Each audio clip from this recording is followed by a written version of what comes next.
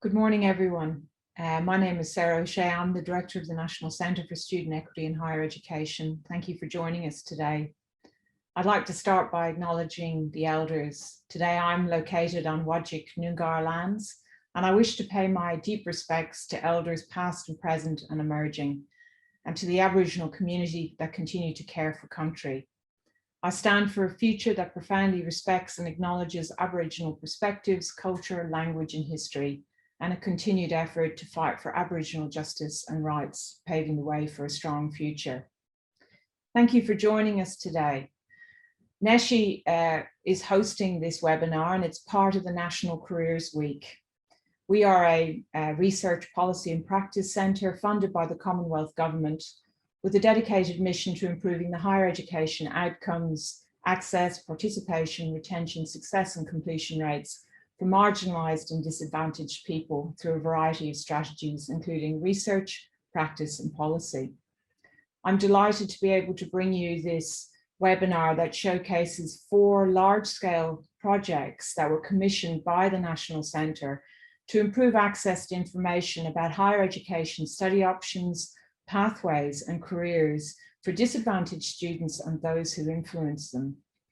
We have a particular focus on low socio-economic status students, as well as those from regional and remote areas and Indigenous students. Each of these projects was a year long, and they were conducted under the Australian Government Department of Education, Skills and Employment National Priorities Pool. Each project took a really innovative approach and focused on a particular need or gap in the sector. As I said, we have 4 presentations today, and each will just present a snapshot of their findings and recommendations. The reports for these grants will be released soon, so please ensure you're signed up to the Neshi Newsletter to receive details of when they come out. And please check the website for progress reports and additional resources. Before we begin, I just have some housekeeping. You can all see the slide that details these things as well. But this webinar is being live captioned by Bradley Reporting and will be recorded. The recording will be available on the Neshi website in the coming days. And to activate the closed captions, please click on the CC button in the toolbar that is located either on the top or the bottom of your screen. We also have captions available via browser. We will add the web link to the chat pod now. And if you have any technological difficulties, please email neshi@curtin.edu.au. Today, each of the presenters will present a 15-minute presentation, and then this will be followed by 10 minutes for Q&A. As we begin, can I ask that everyone goes into the chat pod? You'll see it on the bar at the bottom of your screen, and just begin by introducing yourself and maybe even telling us what country you're currently on at the moment. We have registrants from all over the country and from a diversity of educational sectors. So looking at the registration list, I could see that we have representation from universities, from the vet sector, and also from the schools. So a really diverse audience today. Please choose all panelists and attendees when you post. But if you have a question for the panel, because after each of the presentations, we will have a few minutes for Q&A. Please can you put that in the Q&A box? And if you would like to keep an eye on the Q&A box, you are able to also vote for different questions and bring those up to the next, so bump them up in the list. So without further ado, I'm actually going to start by handing over to our first presentation, which is entitled The Impacts of Socio-Economic Status on Access to Quality Study Pathways and Career Advice. And I'm going to invite Dr. Jane Coffey from Curtin University, Professor Dawn Bennett from Bond University, and Dr. Ian Lee from the University of Western Australia to turn on their cameras and to start their presentation. So thank you, everyone. And As I said, please do post questions in the Q&A box.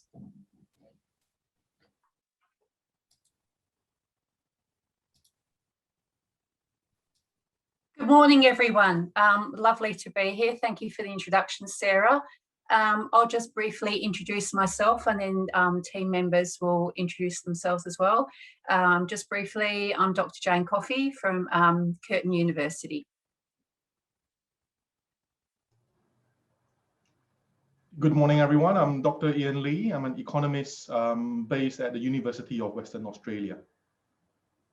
Good morning, everyone. I'm Dawn Bennett. I'm Assistant Provost with Bond University in Queensland.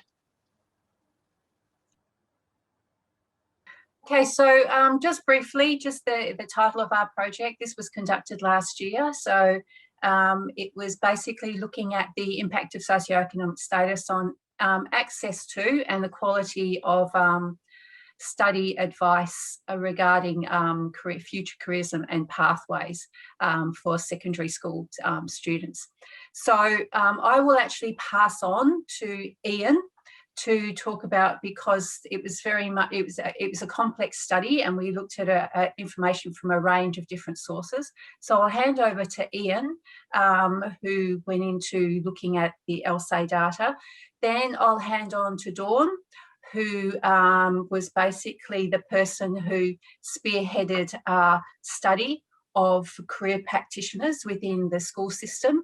And then I will briefly talk about the findings from our focus group interviews with students and the recommendations. Thank you, Jane. So as Jane said, I'm speaking to the first two research aims of our project, which were addressed through quantitative analysis of two large data sets. Just before I start, though, I'd like to acknowledge my colleague, Professor Mike Dockery from the Bankwest Curtin Economic Centre, who led the analysis of the first objective. Mike wasn't available to present today, and so I'm presenting on his behalf. So without further ado, I'll start on the first aim. And our first research aim in this project was to look at the sources, both formal and informal, of careers advice accessed by young Australians in year 11 and year 12. And the main focus further to that was to actually look at whether the sources of careers advice actually differed by socio-economic status background. So for this aim, we used data from a data set, an existing data set known as the Longitudinal Surveys of Australian Youth, also known as LSA, and I'm going to abbreviate to LSA for the rest of the presentation. The LSA surveyed cohorts of young Australians nationally, and we used 5 survey cohorts that were initiated over the period 1998 to 2015 to look at this research question. We were particularly interested in looking at the sources of careers information that young Australians in year 11 and year 12 had access to, what they engaged with, and how that changed over time. So there were several notable findings from our analysis. The first notable finding was that over time, higher proportions of young Australians were accessing at least one form of information on careers over time. So that's definitely a good thing. And basically, by the time young Australians were in year 12, virtually all students engaged in some form of careers advice activity, whether that was formal or informal. Now, the most common form of careers advice that young Australians access was informal. This was through speaking to family or friends about their careers and their careers aspirations. And this is a particularly important finding because from previous studies, we actually know that there are limitations in effective careers guidance given by parents from lower socioeconomic status backgrounds. And this is important to note at this stage, and also important to note in the context of the later findings that I'm going to talk about. The second finding was that attendance at university information sessions for young people increased substantially between years 11 and year 12. We also noted that more students reported developing a formal plan about their further study or work, especially in the more recent years of the data that we analyzed. So those are what's increased. Now, what has declined? What sort of careers activities have actually declined in terms of access by young people over time? We noted particularly acute decline in 5 activities. Firstly, organized visits to workplaces. Secondly, information sessions conducted by TAFE. Third, completing questionnaires on their interests, strengths, and abilities. Fourth, the use of an internet or computer program. And finally, talking to someone who's working in a job of interest. When we looked at the types of careers advice that was accessed by SES background, there were also very notable differences. Students from higher SES were more likely to access most forms of careers information, including the formal ones from careers advisors and also from universities. Those from lower socioeconomic status backgrounds are more likely to actually look at information and engage with information on non-professional pathways, such as TAFE and organized workplace visits. And we also observed quite concerningly that the divide in careers information accessed by SES background was becoming more entrenched over time. So the divide actually widened over time, even though in the middle of the time period that we looked at in terms of the data, the demands-driven system in higher education that should have theoretically provided more access to universities was actually introduced. And despite the introduction of the demands-driven student system, the divide in terms of university information and between SES backgrounds actually widened. So it would be useful to know the causes of this divide. We weren't able to look at that in this LSA data, but we did look at related issues in this project, and my colleagues will address some of this later. So it could be due to financial constraints, influence of family and peers, practices and biases that exist in the educational system. And as I've mentioned, my colleagues will address some of this later. So I'm going to move on to the second quantitative research objective that I looked at. So that was using a validated self-assessment tool deployed at 4 Australian universities. And what we wanted to look at here is the confidence and career thinking of students at university. And again, our focus was on how that actually differs by socioeconomic status background. So the tool is called the Employability Survey. It was aimed at measuring students' confidence in their ability to manage and complete their studies, and also to secure graduate level work. We linked the survey data to administrative data provided by those 4 universities, which provided very rich data on demographics, including socioeconomic status. And for those who entered university through a school leaver background, we also managed to get information on the type of high school that they entered university from. Now, there were 8 employability factors that were measured in this survey, and I'm going to name them, although I'm not going to be able to actually explain all of them in this short space. So we measured self-awareness, we measured program awareness, commitment, reconsideration with commitment, self-esteem, academic self-efficacy, career exploration, and occupational mobility. We were interested in looking at whether the self-report of these 8 factors differed by 2 items: socio-economic status background, or the type of high school graduated from, that is, whether it was a government or an independent high school. Our analysis controlled for many different types of covariates, such as gender, whether they studied online or on campus and things like that. And I'm just going to go through the highlights of the main findings that we found. We found that students from low socioeconomic status backgrounds, especially those in government schools, have lower self-reported levels of academic self-efficacy.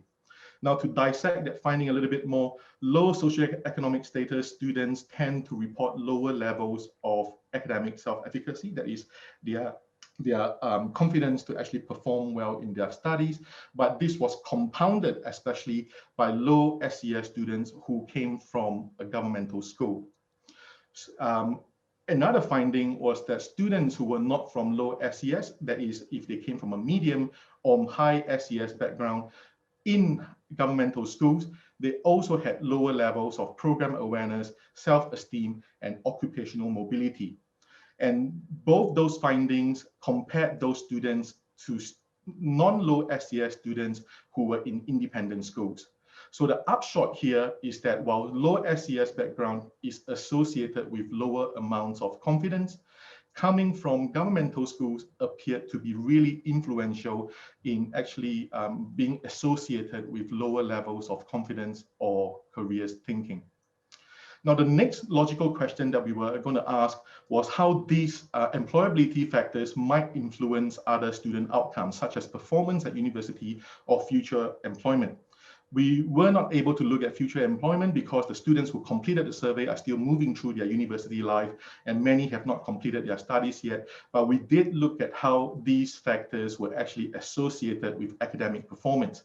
And we did that by using weighted average marks that were linked in from the student administrative data. Our analysis showed that 3 of these employability factors, especially academic self-efficacy, reconsideration with commitment, and occupational mobility, were all significant and associated with a positive influence on weighted average mark. And unsurprisingly, academic self-efficacy had the largest effect. So the main takeaway from this part of the analysis is that we should look at developing better support for low SES students, especially those from governmental schools, both at the school and at the university level. And I'm going to hand over to my colleagues next to continue the presentation. Thank you, Ian. Hello, everyone. So yes, moving to the next part of our study, and I think as Jane said at the start, that we do start to get a better picture of why we're seeing those findings from the LSE data. So I'd like to highlight 5 key findings from our survey of career influencers and practitioners, and you'll see we've put them that way deliberately because there are the role of influencers, which might be students, might be parents and teachers, rather than practitioners, is enormous. So overall, the findings support the literature and other aspects of the study in terms of the structural, economic, social, and academic barriers which appear to inhibit the access of low SES students and regional students as well to career and study pathways information. The first highlight there is that lower SES schools, and we use that term deliberately, we categorized this, so these are the 50% of schools with the lowest ICSEA scores, have a greater prevalence of less qualified and less experienced influencers and practitioners who provide that much needed career and study pathway guidance.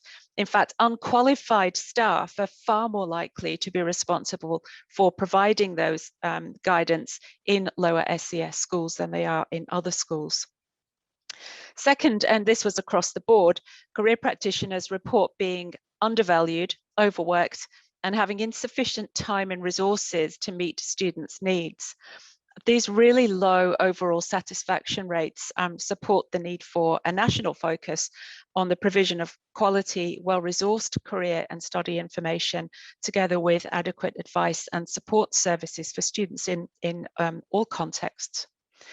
The third point is that practitioners report far too much emphasis on exam performance and grades, rather than the discussion of students' preparedness for life or work after school, or indeed discussions about where their interests might lie. So what we found was that career and study decision making is often limited to a single session or to very short group sessions. And the overwhelming focus of those discussions is whether to take an ATAR or non-ATAR pathway. And this decision, most people described, was almost entirely focused on academic grade rather than other factors. Once students are funneled into one of these pathways, they appear to receive few opportunities to learn about the other. And that's really very concerning, because it seems that once they're funneled, for instance, in year 8 or 9 into one of those pathways, those discussions about other pathways are pretty much closed to them. Our fourth highlight is that limited financial resources impedes the ability of most lower SES practitioners to do their role. That was an overwhelming finding, and it was distinct to lower SES schools. And related to this, that final highlight is that only 31% of career practitioners from the lower SES schools reported that study pathway support is fit for purpose. And I was very shocked to see that this was only 55% for higher SES schools, which is still far lower than what we would like it to be. So we really have a problem with the provision of guidance and resourcing that guidance, which might be fit for purpose. So to summarize the survey of our careers practitioners and influencers, I think that what we find is that the role of individual influencers and the disparity between low and high SES settings just can't be overestimated.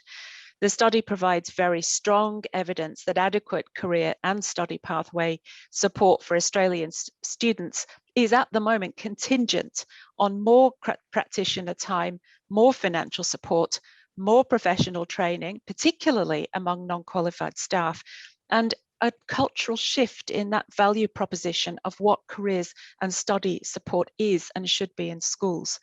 So amongst our recommendations, we're suggesting that we should prioritise study and career pathways advice, that we should adopt collaborative approaches both across settings and schools and also across different stakeholders, and that we should provide basic school-based training for all teachers because their role is so important. And we also recommend the inclusion of foundation level career development training for pre-service teachers. So on that note, I'm going to hand on to Jane for the next part of our presentation. Thank you, Dawn. Yes, so what we found is we wanted to give students a voice, and it was wonderful because they really did use that voice, although partway through those focus groups, we had this sense of dread regarding what they told us. So clearly, from what both Dawn and Ian has said is, as you can see there on the slides, overwhelmingly students felt that what they wanted to do was basically preempted by the streaming. They were pushed to either ATAR or non-ATAR, and irrespective of the type of school, their career and study guidance was literally limited to subject selection. And this was predominantly based on academic grades. And what I've highlighted down the bottom there, because I'm conscious of the time we have left, is that across all socioeconomic groups, across all states, none of the students that we interviewed had received any advice on alternative pathways to secondary education. And a number of them, when we posed the question to them, said, what is that? And I think with what Dawn has indicated about the recommendations is that we really need a national approach. And for those who are the career influencers in the schools, this is very complicated and it differs significantly between states. So one of the recommendations we have is a national approach to this. And that the students also indicated, particularly those on non-ATAR pathways, they felt like they were the second-class citizens in the school system, that access to study pathway guidance and advice was very much predominantly only for those students on university and ATAR pathways. And most of that career advice was a single interview, short meetings, and it was literally on a come and see me if you need to talk to me, and most of those students didn't. We do remember from one of the focus groups, students said they didn't even know who their career advisor was or where their office was. So, you know, this speaks to what Dawn talked about, the fact that those career practitioners and career influencers need a lot of support and help in terms of how to reach out to students and to talk to them about more than just study pathways and subject selection on that basis. Now, you can go to our report to read about the recommendations, but what we have here is we came up with a model of the 5 I's of student career thinking and study decision making. And you can see overwhelmingly it's really that we need a national approach, but also that the career advisory service and the career influence service needs to be part of core business in the school system and needs to be part of the curriculum for pre-service teacher programs, that it needs to be front and centre of what they do and what they cover. So I'm seeing that I'm slightly over time here, but as I said, you can go to our report to have a look at the recommendations and the information in more detail. Thank you, Jane. That's terrific. And apologies for losing we lost a word on the penultimate slide there. Obviously, that was alternative pathways to post-secondary education rather than secondary education. So now, Sarah, do we have some time still for questions? Yes, you do, Dawn. So thank you all for a great presentation. I'm going to get all of you. Jane, your camera seems to be off, so do you want to turn your camera on? Yeah. So that was just absolutely fascinating. And I just want to let everyone know that if you have questions, I noticed a couple of people raising their hands, but we're not running the discussion with raised hands. If you have a question, please just pop it into the Q&A, not the chat pod, but the Q&A, and other people can vote on your question then. But we did have a question from Joanna. Thank you, Joanna. And Joanna, would you were asking about whether the study focused on young people in out-of-home care at schools and post-school. And I know Ian did answer that, but Ian, I wonder if you could just explain the groups that you included in your study and whether that particular cohort was included. Thank you, Sarah, and thanks, Joanne, for the question. Now, unfortunately, we were not able to focus on young people in out-of-home school care at school and post-school because we were limited to the data that was available in the existing data sets that we used. So in the longitudinal study of Australian youth, the main focus was on low socio-economic status, and even that was actually hard to actually capture consistently across the years, just due to how the survey has changed between the 1990s and up to 2015. Which was the most recent wave that we used. In terms of the university data that we used, that again is limited to what universities capture, and beyond the formal equity groups that is used in government reporting, no additional information was actually captured, and so we weren't able to look at that. Okay, thank you so much. I actually had some questions, so if you could indulge me. I was really interested in the low esteem and academic self-efficacy that you found with the students from government schools. Yeah. I'm a great believer in state education. So I just wondered if you could, if any of you could comment a little bit more on that, about what could we do differently in our state system to assist in that, building that self-efficacy? Yeah, it's an interesting one, and we were quite surprised to see that it was such a significant finding.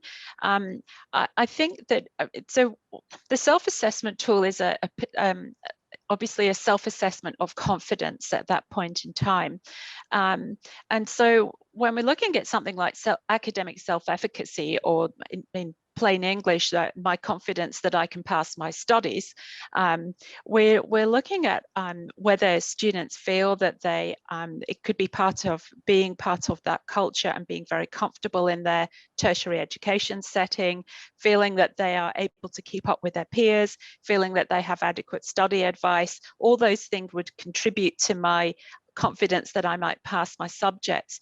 And I think one of the things, all the things we've done about first year transition, I'd like to see, to actually break this down by year level to see whether this is a first year problem. I suspect actually that there's quite a bit of support in first year, but there's that real second year dip, and that we need to put additional support into second year.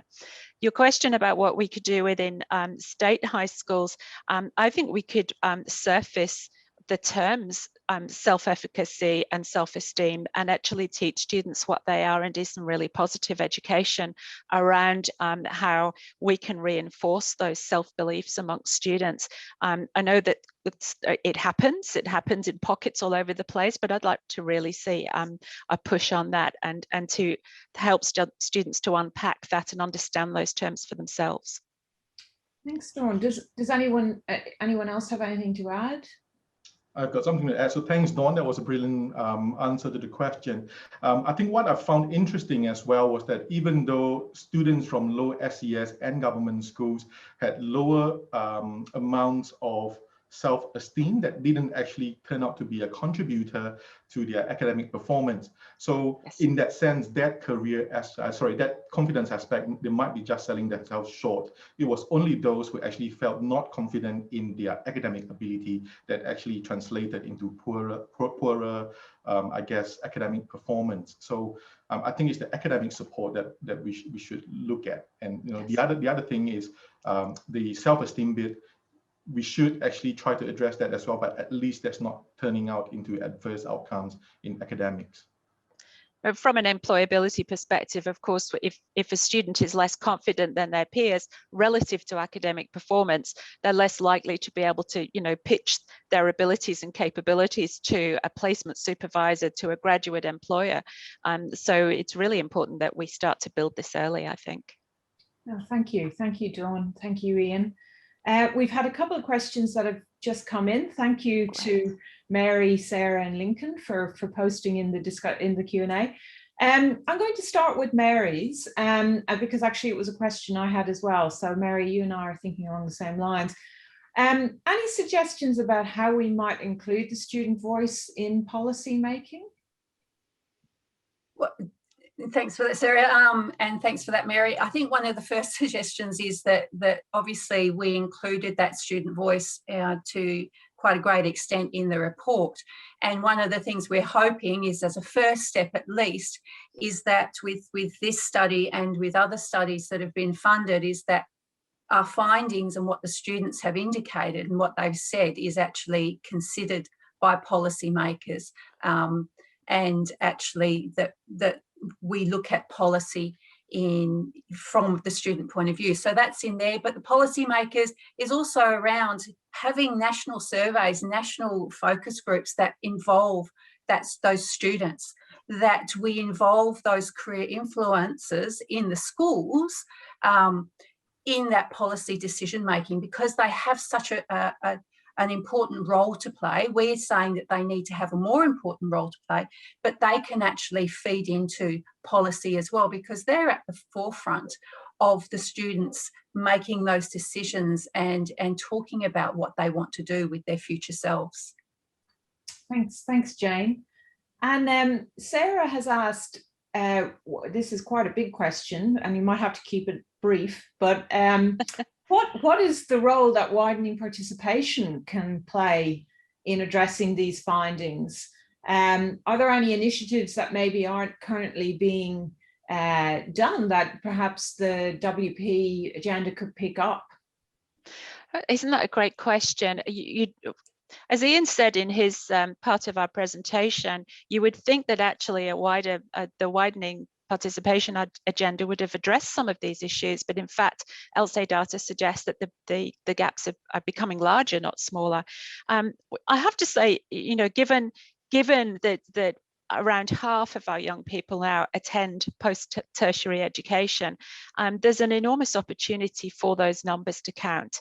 And going back to Jane's comment about having students involved, I think we should start to look at initiatives and policy, whether it's policy decision making or how we actually enact some of these supports within schools and within universities and within TAFEs as a multi-stakeholder group. Now, that would have been much harder when there were so few participants, but we're now a big sector and we see enormous potential in working across multiple schools within a region, or using technology to work across multiple schools across the country.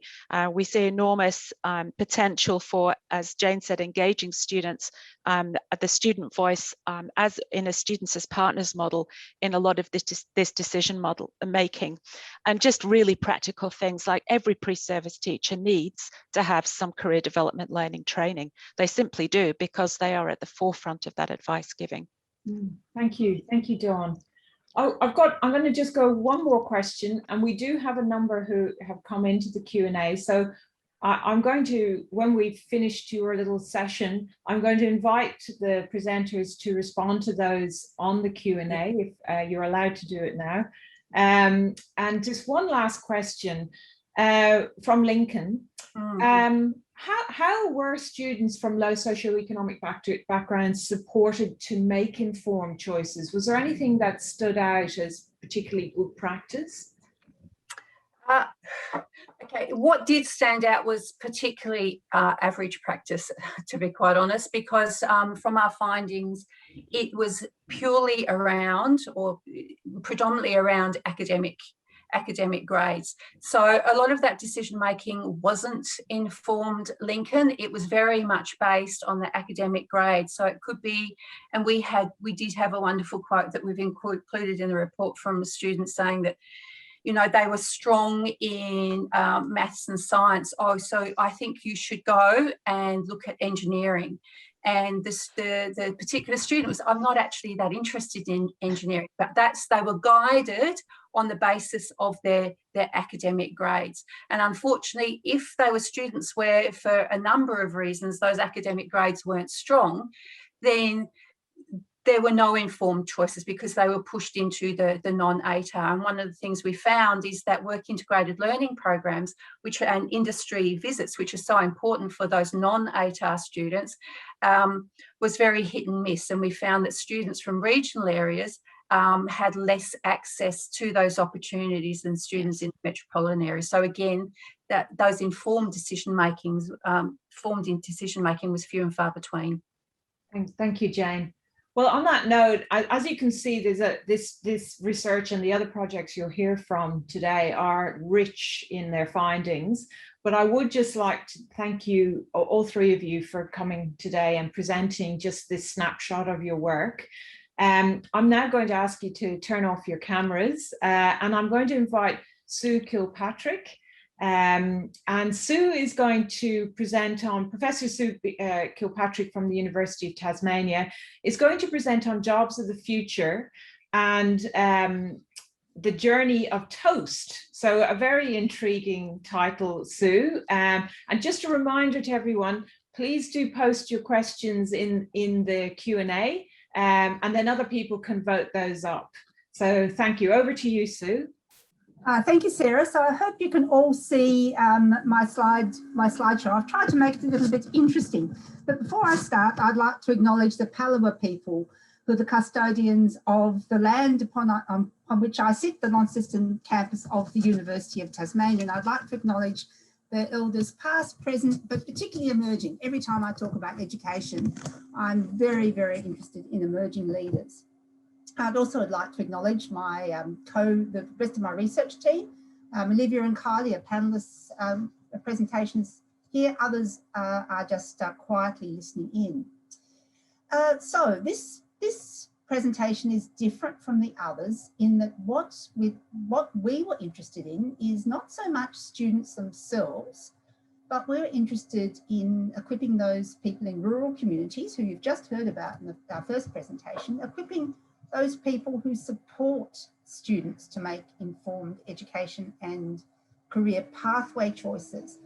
Our focus was rural and regional and remote communities. I'll call them rural from here on in because it's much easier just to have one word rather than two. Just watch Journey of Toast.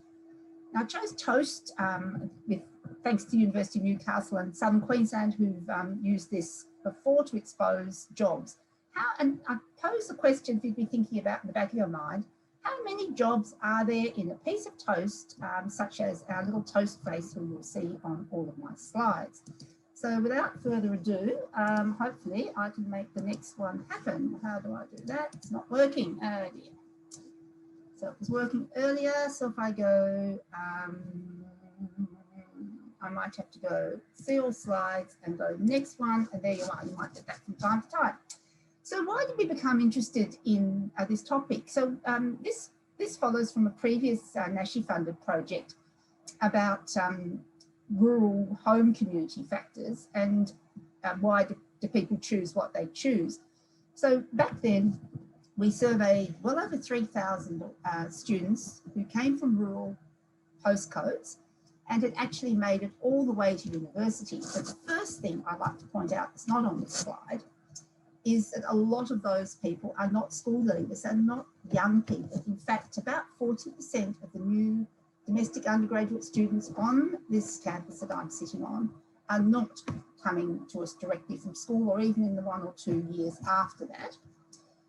So we asked people what influenced them to get into university. First of all, what made them aware of the possibility of university? And that's the brownie coloured bars on the chart. Then we asked them, well, what was it that actually turned your awareness and aspiration for university into actual dissipation. And that's the grey bars. So have a bit of a look at the differences.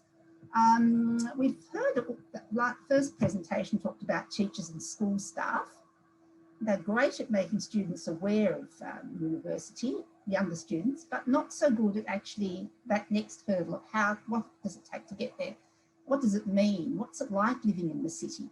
What's it like working as an engineer compared to working as something else? I draw your attention particularly to business and industry right down the bottom.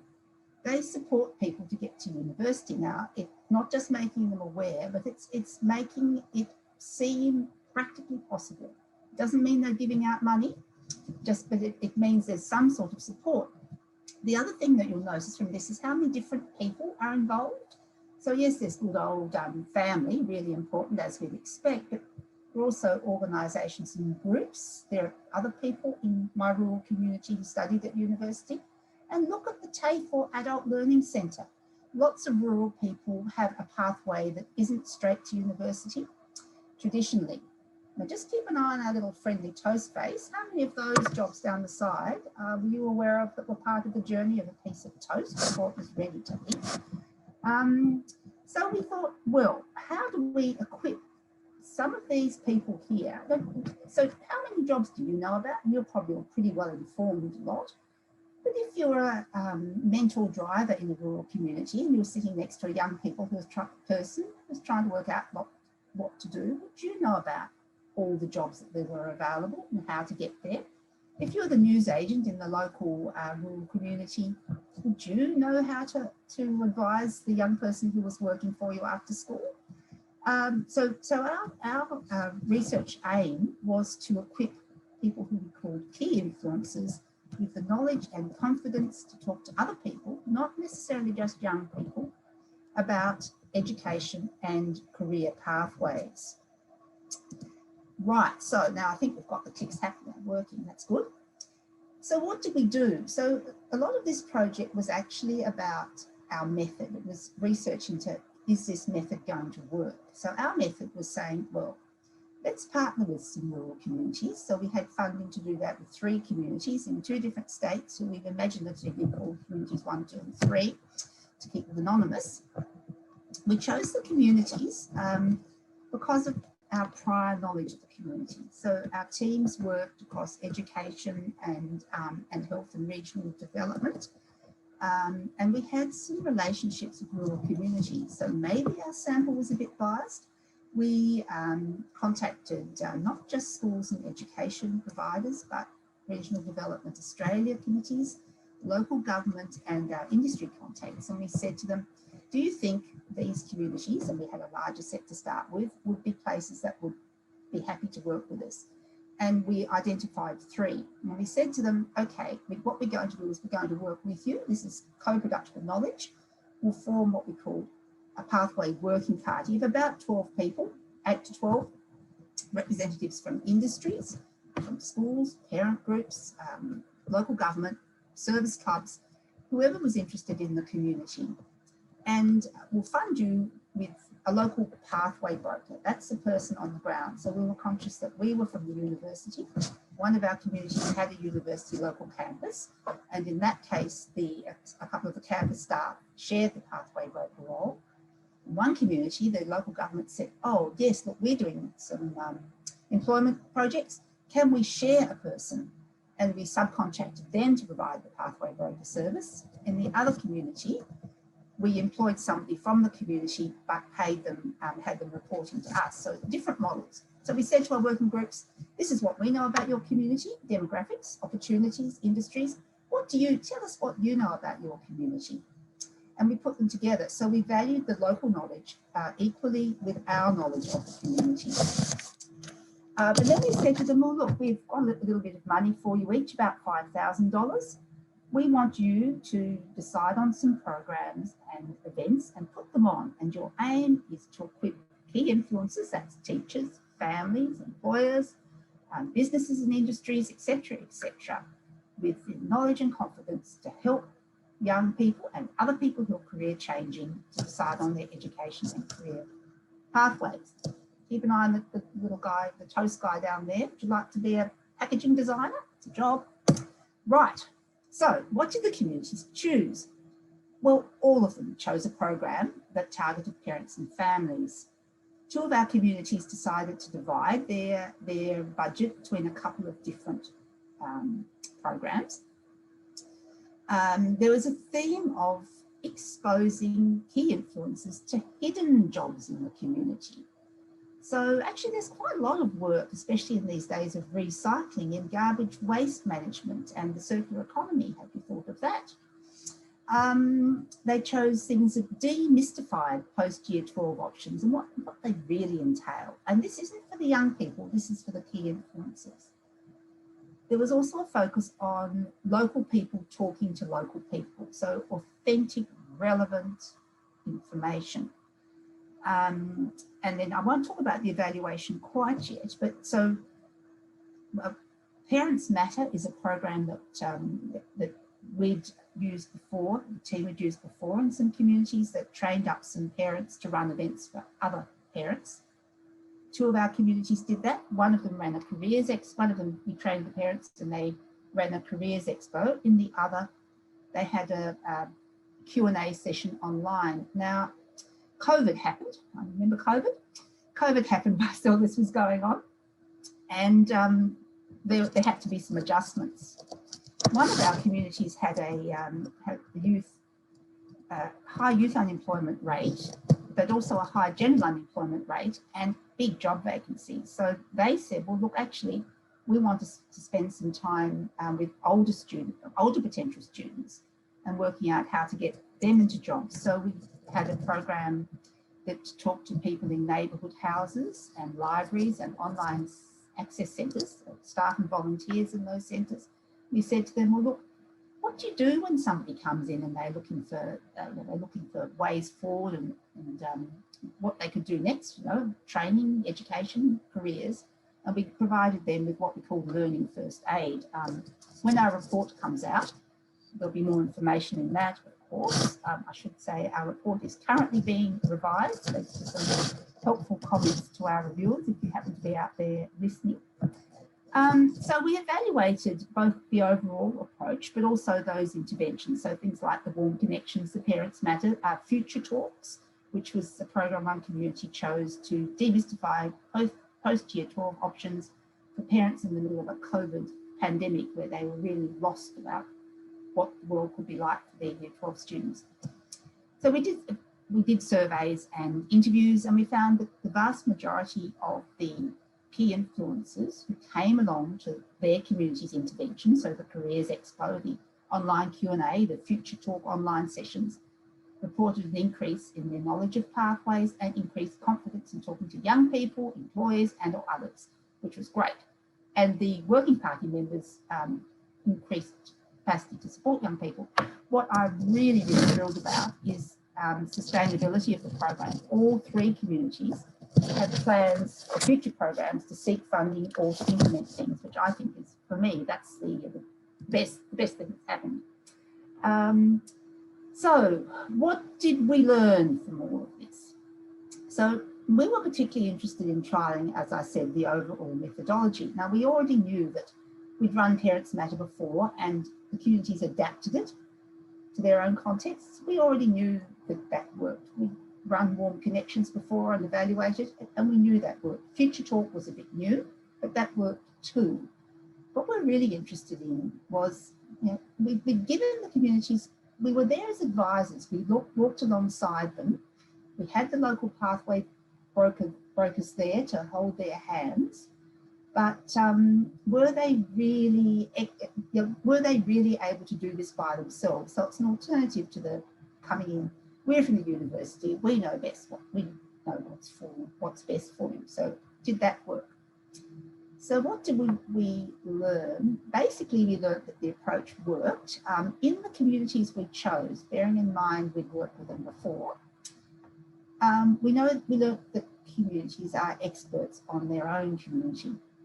So they're really good at choosing what will work and when you do it and where you do it and who you target.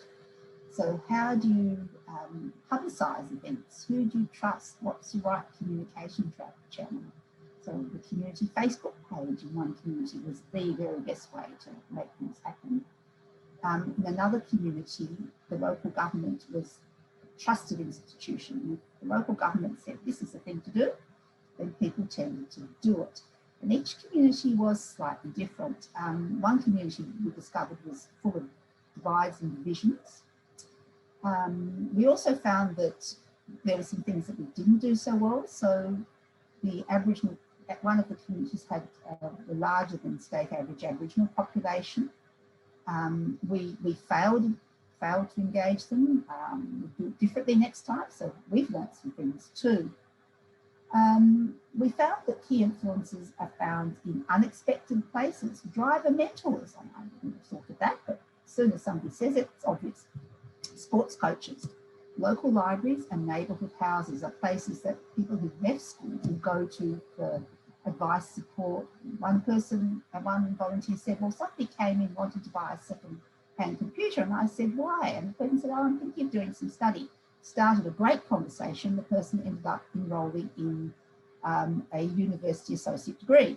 You never know where it will end up. We also found that it was useful to empower trusted local institutions. So the community with the local government, employer as a pathway broker, worked really well. Schools are important, but we should be prepared to share the load. And that the first presentation, I think, made that point abundantly clear. We learnt about flexibility, and COVID tested that. We learnt that interventions need to be authentic and accessible and flexible to be sustainable. And our methodology, a final point, which is called community-based participatory research methodology, I think has lots of promise. And by the way, I don't know if anybody's been counting the careers, but I don't think I've identified anywhere near the some of them. So that's me done, Sarah. Thank you, Sue. You're ahead of your time. So which is good, because we have a number of questions for you. Everyone's getting very active on the Q&A. I'm going to go straight to Lincoln, because Lincoln has posted 2 questions. So the first question from Lincoln is, was there any reason my employer rated lower than businesses or industry? And he asked, does that mean that maybe businesses in general provided more support than direct employers? Well, lots of businesses, or lots of industries in particular, have careers development programs, so that you'll find that, for example, in agriculture, there are lots of industry-based career development programs that will take students and give them experiences. We've had Josh Frydenberg, the treasurer, down here this morning in Launceston delivering a business breakfast. And I do some regional development stuff, so I attended, and I was sitting with some accountants. And they were talking about how hard it is to get accounting students. So their industry started going around schools, as not as individual employers, but as we are accountants in Launceston, we want more accountants, and talking to schools. So it's not necessarily, your employer is a bit more personal, but businesses and industries are quite good at exposing whole of careers. The University of Tasmania has the Australian Maritime College, and the Defence Force, the Navy, has a big careers package, for example, as well. And that goes down into schools, and maths for naval architecture and things are part of that. So these are some of the hidden resources, though, that I'm wondering how many people listening in think to look in these places for those resources. Yeah, it's so almost like we need something connecting all the dots, isn't it? That's exactly it, and actually that's a really good point. Education and industry tend to talk different languages, and they want to meet in the middle, but they really need a translator. Work that we did here quite some time ago employed, I think we called them Unilink coordinators, that was linking. They were trying to link industry and schools and employers, and they can translate. I think that's really, really good point. Translator. Danielle would like to know if any communities with regional university centres were included in the data, and if they were, was there any impact on this space? None of them had a regional university centre, sorry. One of them had a very small campus, but that was there before the regional university centres program. From my regional development work, I'm fairly confident that some of them are doing really well, some of them probably less well. But again, I think my informal observation, talking to regional development people, not university people, is that the university centres where the community and industry feel empowered on the committee are doing a better job of exposing local jobs and making those careers relevant. I can think of Great Southern in Western Australia, for example, where I know the Regional Development Authority Regional Development Australia Committee was heavily involved, and they were choosing courses from different universities to meet their needs. Okay, yeah, thank you, Sue. Nina's asking about your community-based participatory research methodology. Could you tell us a little bit more about that for those who might be interested in using that in their research? Yes, so it's something that came from health, and I mentioned that some of our team had been doing some health research before. And so that starts from the premise that communities are experts in their own community. People coming in from the outside have different expertise.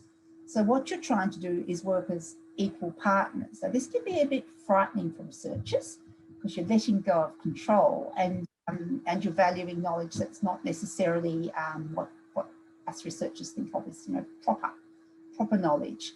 So that we involve communities at different stages. So we involve them early on first of all, in selecting the communities. We asked the communities, would you be interested? We didn't thought about that. The Pathway Working Group, we asked them about their community. We got them to choose. We provided them with some options to choose from, but they could modify them. We asked them, when we came to the evaluation tools, we asked them about the evaluation tools. And at the end, I perhaps didn't say this because didn't think there'd be time, but we had a community forum in the communities where we said, look, this is what we found. What are you going to do next? And we invited along a couple of people from government programs that happened to be around at the time. And so we're saying to them, look, this is yours now. And so in one community, it's quite interesting, the conversation actually got to we have a Chamber of Commerce, but actually it doesn't do anything. It's kind of become moribund. We really want to have an impact on the skills in our community. We don't think the school is producing exactly what we want, and we so the kind of conversation, well, but we're not really telling them what we want. How can we tell them what we want? Well, if we get together and maybe a Chamber of Commerce, we might reinvent that. Then we can discuss it amongst ourselves and present a united voice. So community-based participatory action research can be quite empowering. And so the wins in this for me weren't, as I think I said, they weren't that the interventions worked, but that they were that each community wants to go on with something that came out of the project. And there'll be more. There's a book chapter coming out in the book that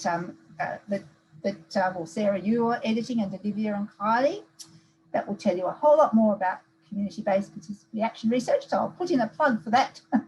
Thank you, Sue. I do love a plug. Jackie has an interesting question that's been upvoted as well.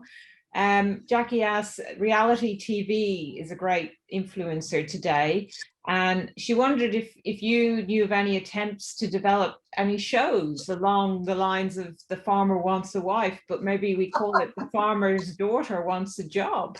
What do you think of that idea?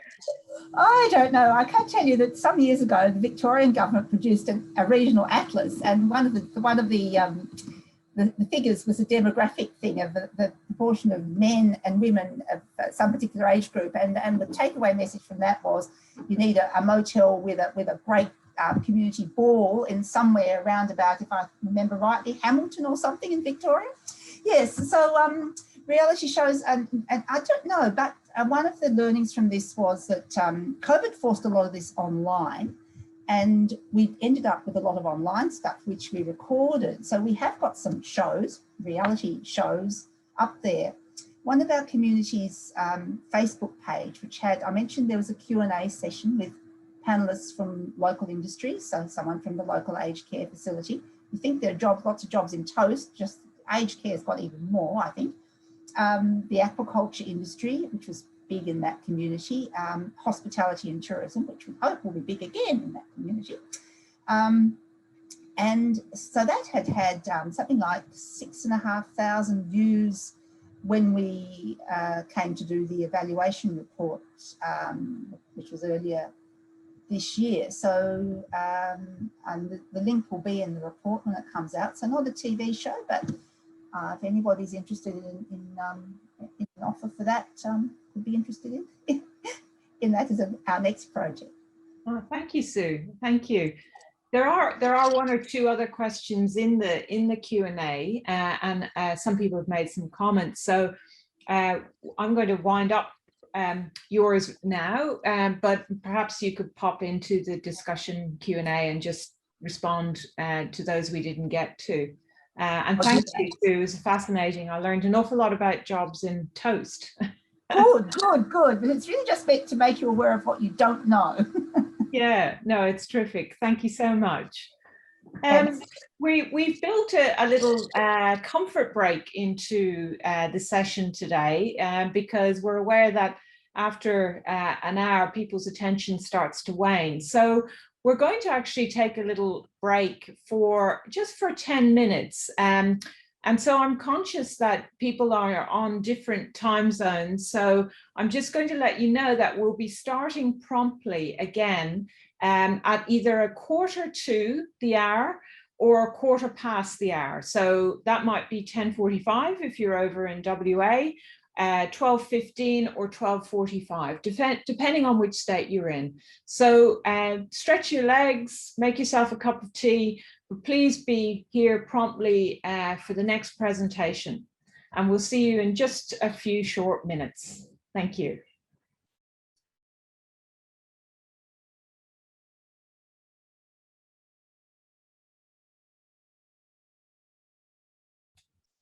And I hope everyone enjoyed their short break there. I'm going to invite Olivia Groves and Kylie Austin now to turn on their videos as we move to the next presentation. So this is entitled Best Practice Principles for Career Development Learning for Diverse Student Groups. And it's going to be presented by Kylie Austin from the University of Wollongong and Dr. Olivia Groves from the National Centre for Student Equity in Higher Education. So over to you both, and look forward to hearing your presentation. Thanks, Sarah. Before we start, I'd also like to begin our presentation by acknowledging the traditional custodians on the land that Olivia and I are joining you from today, both the Dharawal and Aboriginal nations. We pay respect to Aboriginal elders past and present who are the knowledge holders and teachers. My name's Kylie Austin. I'm currently the Associate Director of Student Academic Success and Partnerships at the University of Wollongong and the President of the Equity Practitioners in Higher Education Australasia. I originally trained as a school teacher as well.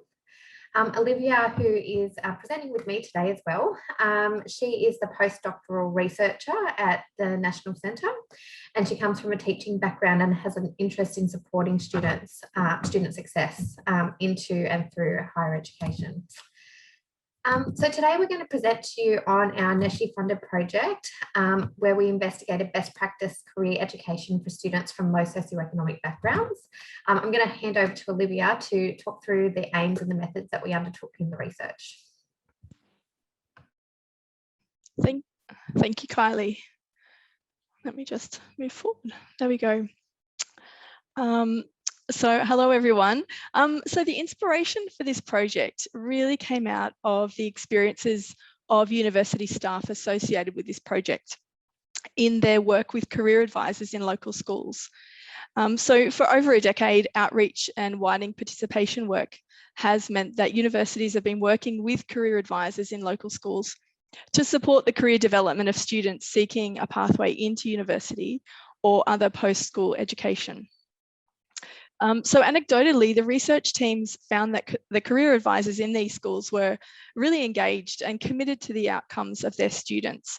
But they also had concerns about the challenges of their work. In some cases, they were under-resourced. They felt that it wasn't a strategic priority of the school, or they felt as they were solely carried the burden of providing career advice for sometimes as many as over 1,000 students. And as the presentation from Jane, Ian and Dawn earlier in this webinar highlighted, these challenges are real. So this project really sought to further understand the experiences of careers advice in schools better. And so what we did is the research team partnered with the career advisors and local schools, along with parents and students, to more fully investigate the challenges for career education in schools, and particularly what practices could be implemented to overcome them. Further justification for the research we found in the literature. And as you can see in that top point, there's changes to the employment market and the future world of work. Things such as globalization, artificial intelligence, technology, and now COVID has really changed the context for the world of work and further education. Also, students from low SES backgrounds have inequitable outcomes from education and employment. For example, students from low SES backgrounds are more likely to leave school early and participate in lower rates than their higher SES peers in further education as well. They also participate in lower rates in the workforce in terms of overall employment, full-time employment, and those rates are significantly lower than for the rest of the population. And our literature review has also highlighted that traditional approaches to career education in schools can promote disadvantage. And this might occur where career advice is inequitably delivered.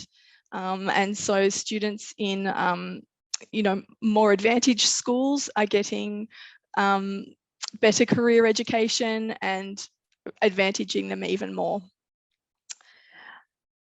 But this project is really important because career education does have the potential to enable individuals to reach their full potential and create fairer societies. So it really is an important area of research. So the research really sought to understand a couple of things. We did want to find out what are best practices in career advice for students from low SS backgrounds. And in order to understand that, we needed to also find out how these young people make decisions about their educational and vocational futures. So as I said, we started with an international review of the literature and a desktop audit or internet search of current career advice practices. We had a particular eye out for those programs which looked like they were exhibiting best practice. In stage 2 of the project, we conducted qualitative interviews and surveys with current university students and parents or carers, as well as stakeholders in this field. During these interviews and surveys, we explored their experience of career education, the students' experience of it, the parents' experience of it, and what stakeholders had experienced and seen themselves in their roles. Innovatively, we asked students to map their career journeys using some paper and crayons, and they did this in focus groups, and we got to see them exhibiting their career journeys and educational journeys using this visual method, which was quite interesting and fun for the participants as well. So what we did, we drew together the literature review, the desktop audit, and the findings from speaking with students, parents, and stakeholders. We created a set of, came up with a set of best practice principles And then using this knowledge, we, the wider team, designed, implemented and evaluated 5 pilot programs. As I said, the programs were designed according to the best practice principles and sought to understand in a practical sense what programs best support students from low SES backgrounds. And in each case, each of the universities partnered with schools or enabling education providers or key influencer groups to provide the best practice intervention. And doing this also developed the productive partnerships across the sector. The case studies of 4 of those pilot programs are available online now to access if you're interested. The 5th one was delayed because of COVID, was delivered in the last few weeks in local schools. And once we do the analysis and write that up, that will be available online as well. As you can see, this research is, you know, hot off the press and newly emerging, which is really exciting. And so the final stage of the project involved drawing together all of the project findings to produce a set of recommendations for government, as well as a set of best practice principles for practitioners in the sector for primary schools, secondary and tertiary education institutions. And these best practice principles are also available online at the moment. Collaboration and consultation were really critical elements of the project for us. So in addition to the 564 research participants, there were another 52 other experts and stakeholders who made direct contributions to the project with their consultation and collaboration. Many of our findings echoed those of Jane, Dawn and Ian, which was exciting to see because you know, their research is also hot off the press, so we haven't had too much of a chance to collaborate yet, but I can see that that might be happening in the future. So today, Kylie's going to focus speaking on what the best practices actually look like. So I'll pass over to Kylie now to continue our presentation. Olivia. So as Olivia said, as a result of the research, we identified a set of best practice principles to guide the future development and implementation of career education programs. Interestingly, the first best practice principle that we identified, as you can see on the slide there, was around the long-term life cycle approach to career education. A lot of the research participants that we interviewed often talked about career education starting in year 10 and beyond, with very little exposure to careers in their primary school and early high school years.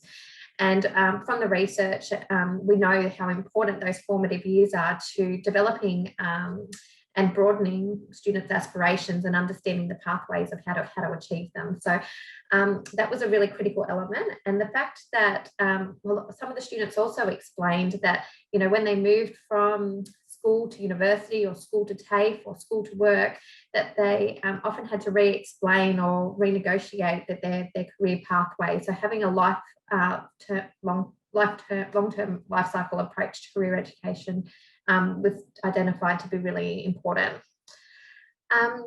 The other element was developing, the other best practice principle we identified was curriculum that explicitly teaches students the hidden discourses to navigate the world of work. As we know from working in the equity space, a lot of the navigation required through school and to university and beyond, or through to vocational education and beyond, requires students to have to navigate really complex institutional systems and really a hidden discourse and a hidden language. And so ensuring that a careers education curriculum teaches students explicitly about that language and about those hidden discourses and pathways.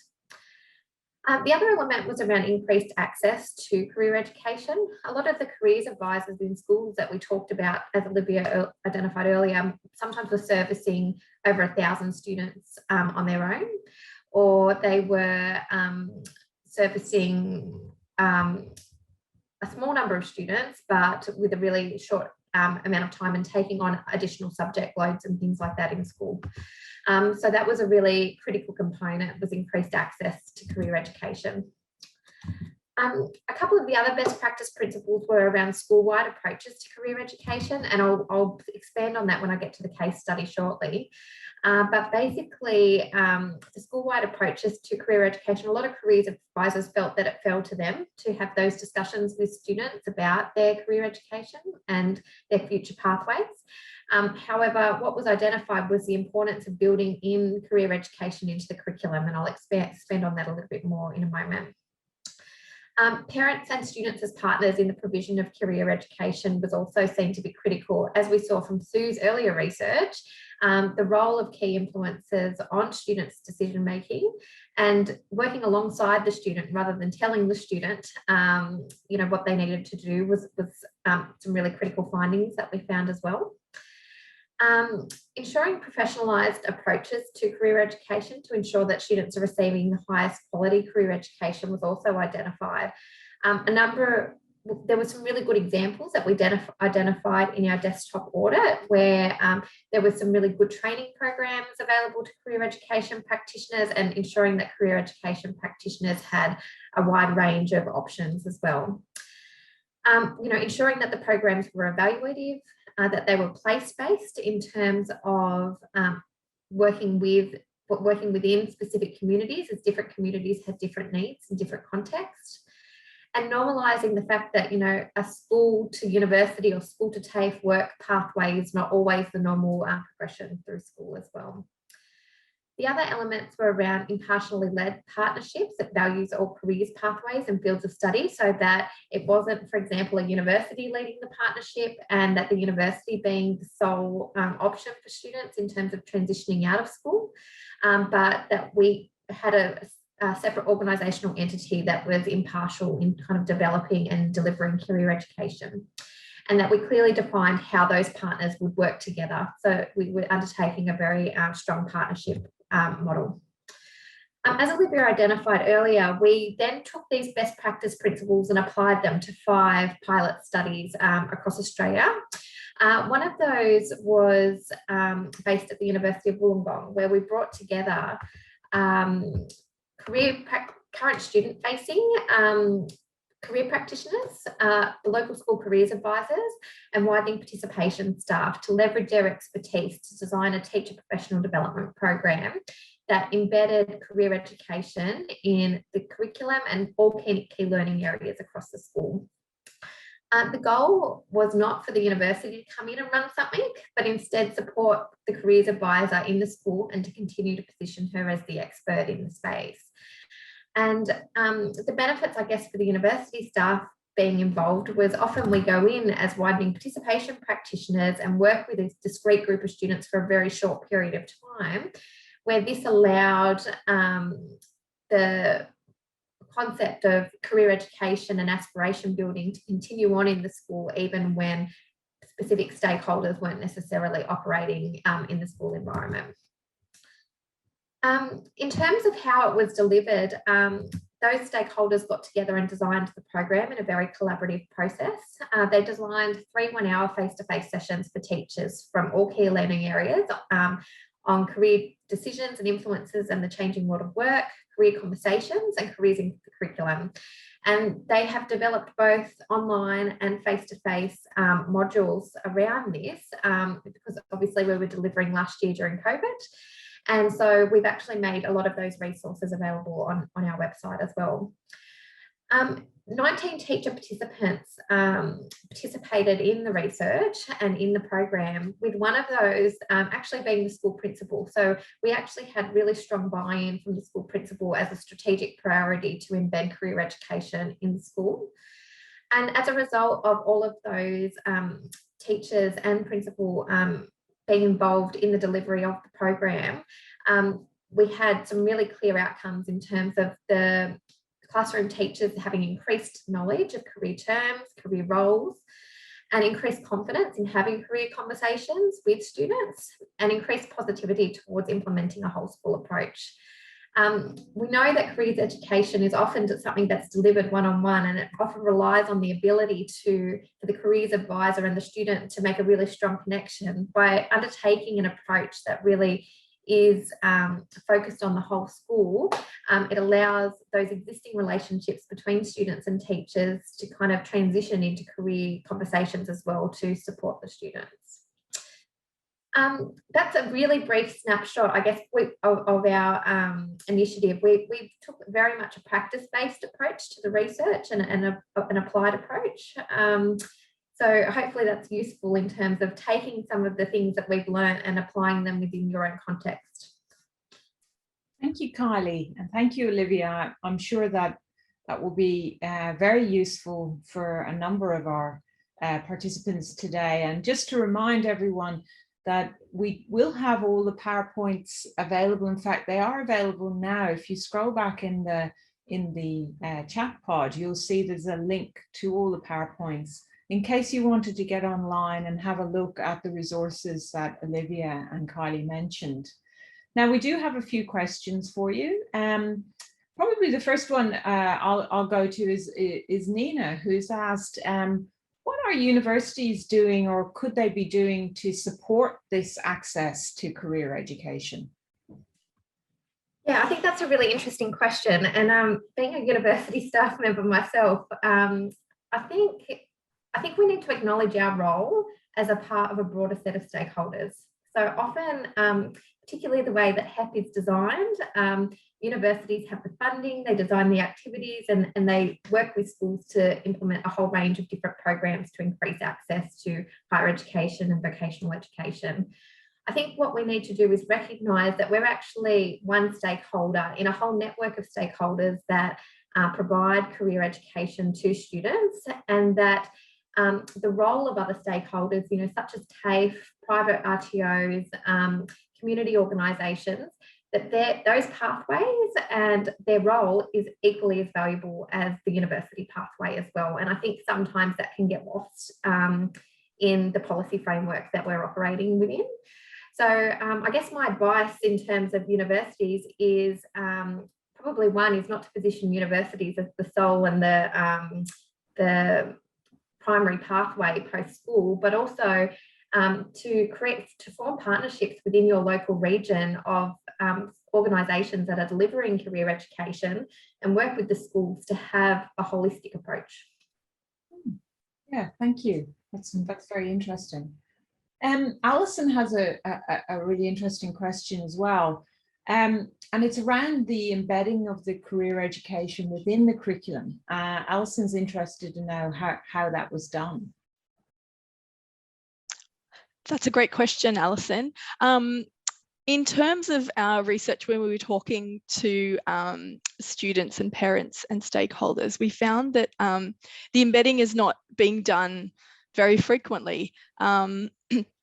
And it's one of our best practice principles is that this embedding should be done. And embedding means that every subject teacher really has a think about how their subject connects to the world of work, what work opportunities are out there, what skills are needed, and how students can start to get some exposure to the world of work in that particular field.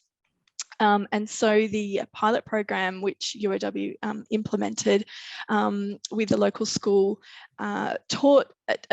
was about the teacher professional development, and it covered with teachers how to go about embedding their career education into their subjects. And the response from many teachers was a bit of surprise, actually, like, oh, they hadn't realised how important it was for them to do that and what an impact that would make on their students. They kind of expressed a bit of an idea that was the career advisor's work, and they didn't really understand how important and influential they can be, and what a difference it could make to their students if they did start to make those connections with the students between what they were studying and potential employment or further educational pathways. Just building on what you're saying, Olivia, as well, I think the other thing that they identified, the classroom teachers, was actually how easy it was. Something as simple as sharing, like as a maths teacher, sharing your own experience in terms of going to higher education in your lessons, taking the time to sit with students during the lesson to talk about what their aspirations might be. or when teaching a particular topic. And I think maths was a really good example, because I think the maths teachers that we were working with originally came in and couldn't see how they could link their work and career education, but you know, providing examples of the types of careers when they were doing a specific topic in the classroom, and going on an excursion as well to see that in practice. So I think they're probably a few of the tangible examples that the teachers provided us as well.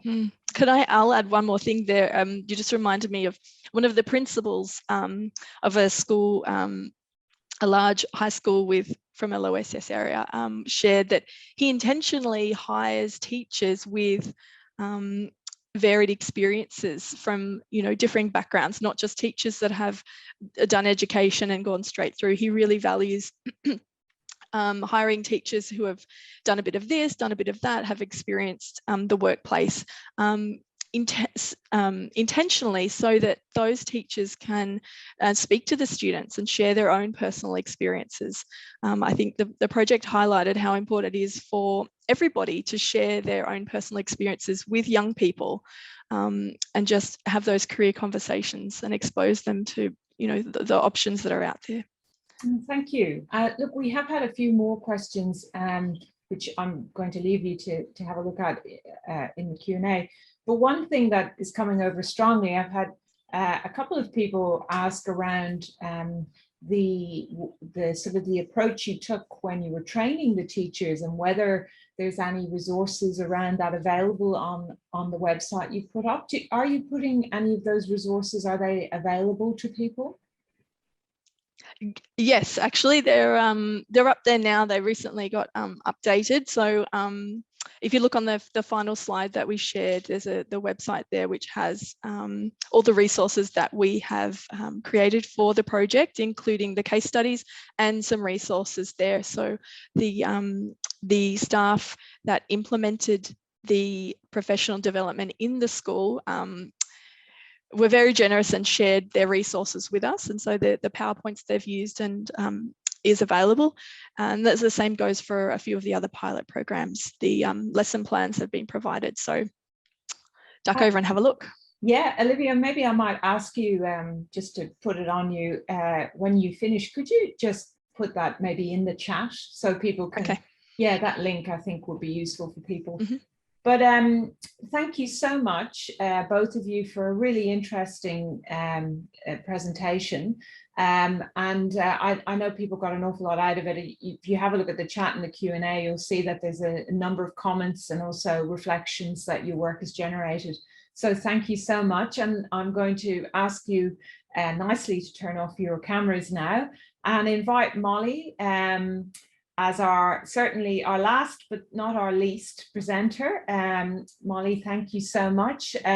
So I'd like to welcome Dr. Molly Dollinger from La Trobe University. And Molly is going to talk about harnessing participatory design towards context-specific careers resources. So over to you, Molly. Thanks, Sarah. And thanks everyone for joining me today. My name is Dr. Molly Dollinger, and I serve as the academic lead of the Student Partnerships portfolio at La Trobe University. I'd also like to acknowledge the Indigenous lands upon which I speak and pay my respects to leaders past, present, and emerging. I'm joining today from the land of the Wurundjeri people. Today, as Sarah mentioned, I want to talk about participatory design or co-design in the context of creating career resources. Co-design, which has come up a couple times already today, is an increasingly hot topic with lots of reported benefits, such as helping to improve program design or creating innovative resources. But there's not a lot of examples on how to take on this approach in your daily work, and there's not a lot of examples on what co-created outputs can look like. So today I want to go through a project that I worked on with a few of my colleagues and really unpack what we did for a detailed example for any of you thinking about doing this in your own work. So like some of the other presentations today, our research project was aimed to explore the barriers of higher education pathways for regional, rural, and remote students. In particular, we wanted to explore this topic through an inclusive lens and collect perspectives of everyone involved, from students to school staff and carers. We decided to focus on middle years, so year 7 and year 8 students, as previous literature has highlighted that this is quite a critical time in students' decision-making about their post-secondary pathways and future career choices. I sometimes refer to it as the Goldilocks period because it's not too early, but it's also not too late. Using the participatory design methodology, we created 3 separate workshop protocols. So 1 workshop for students, 1 for school staff, and 1 for carers. And the activities were based off what the audience would be appropriate for. In an ideal world, we would have loved to have all 3 cohorts together to facilitate even more knowledge transfer.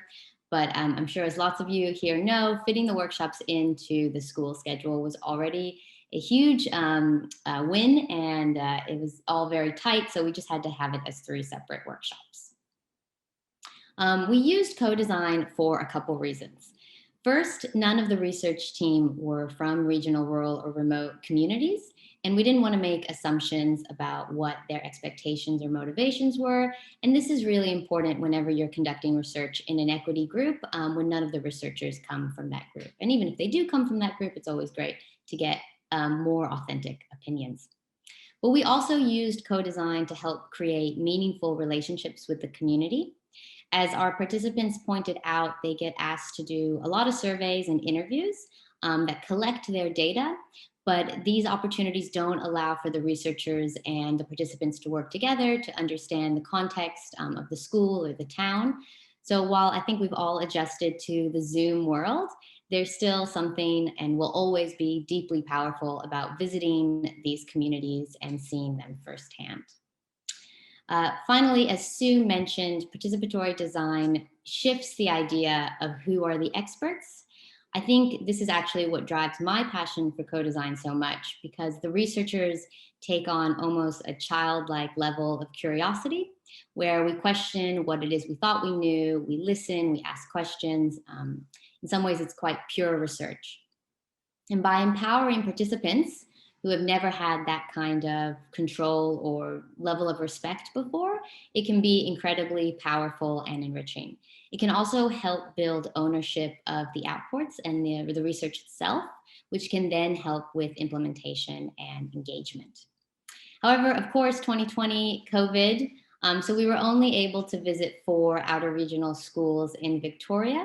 The original plan was to visit 20 schools across 4 states, Queensland, WA, and New South Wales as well.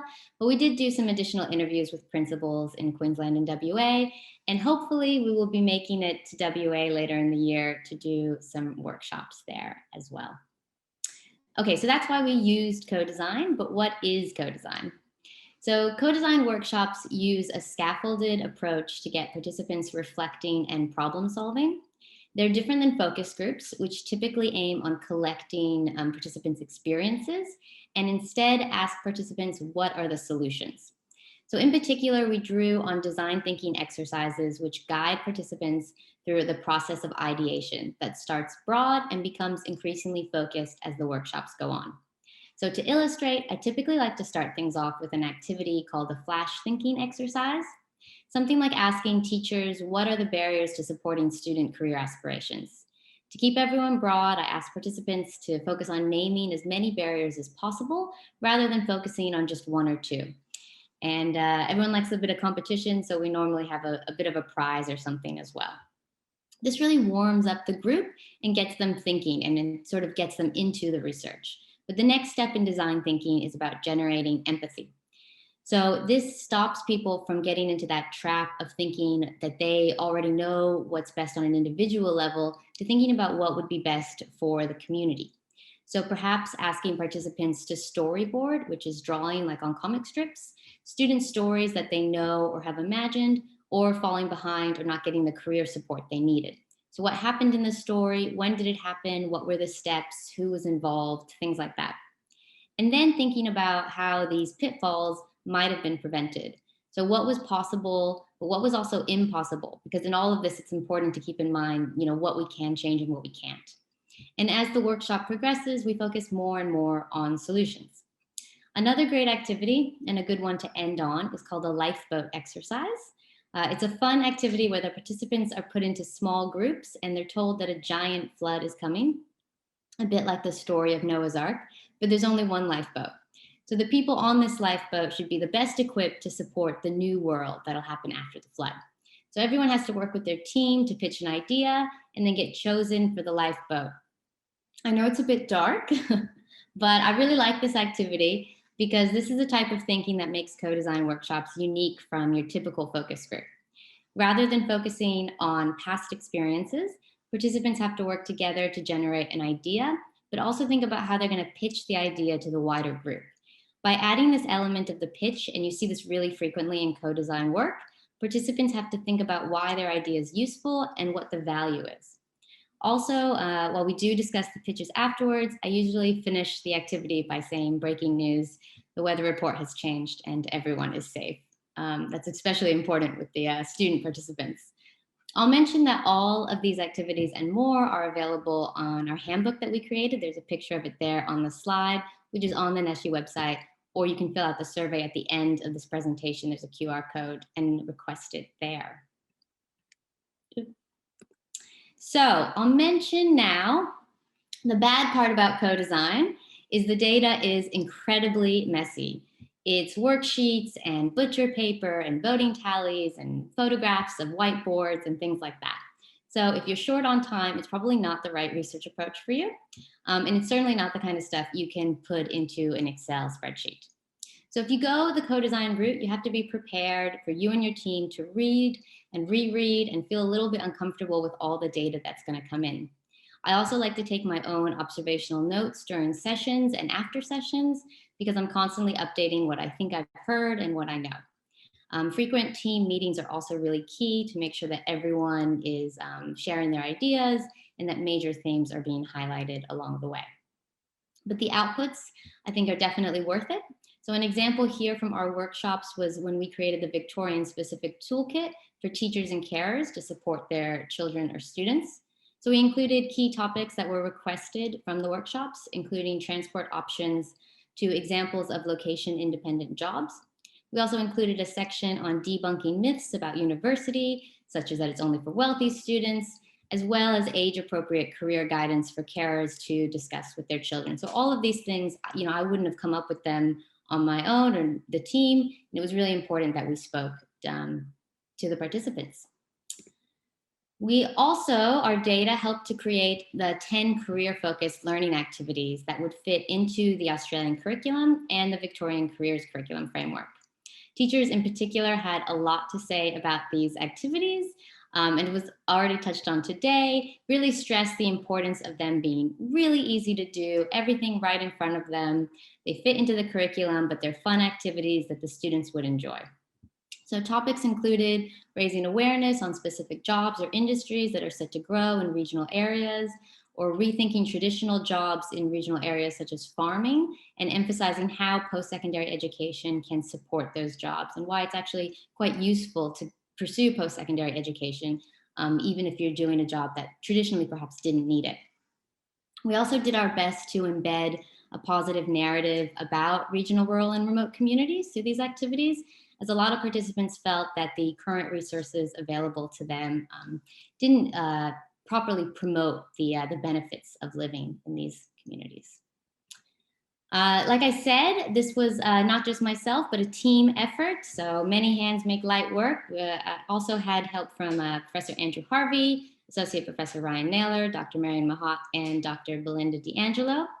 And we also worked closely with the Victorian Childcare Agency. We had career experts from Deakin, Monash, and University of Southern Queensland help out, all of our amazing participants, and of course, Neshi as well. So if anyone is interested in any of the outputs I mentioned, which include the handbook on co-design activities, the learning activities, or the Victorian specific toolkit, you can either fill out that survey, the URL is there, I can put it in the chat as well. There's also a QR code if you have your phone handy, and we will send those to you as soon as everything is able to be released.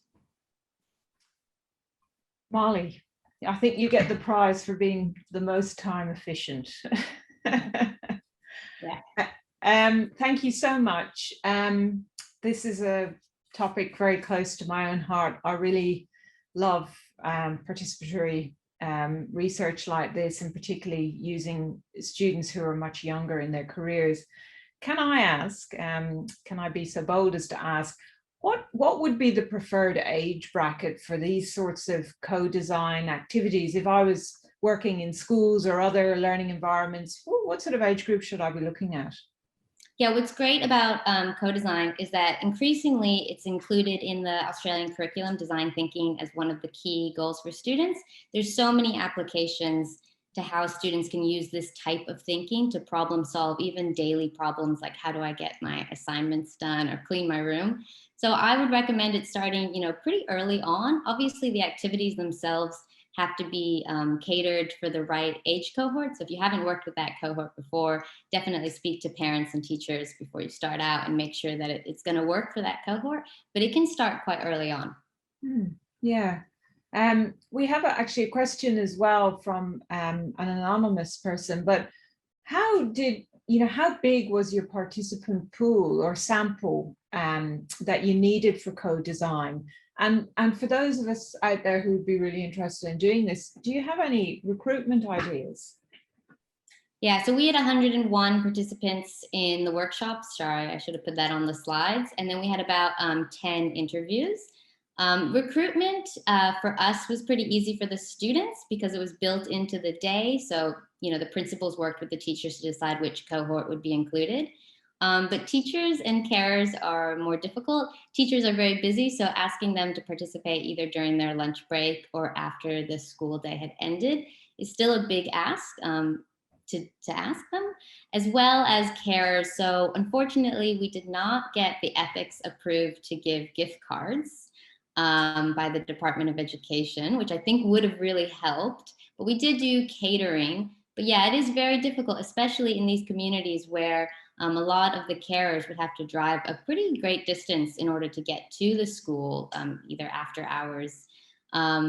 So it is really tricky. Hopefully it can be integrated more with other events happening in the school and perhaps part of a day or an evening where everyone comes together.